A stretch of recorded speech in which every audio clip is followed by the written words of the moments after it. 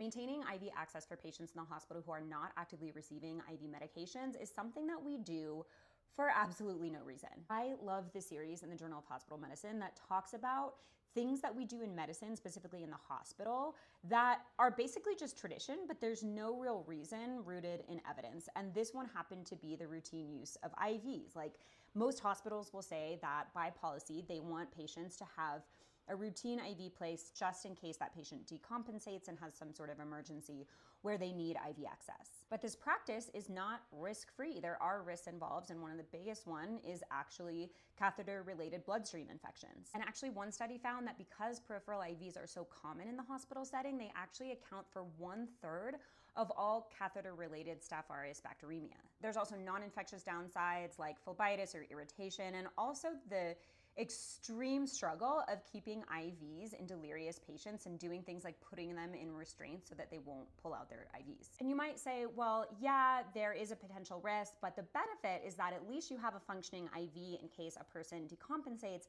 and you need to access that IV. But a lot of times those IVs fail.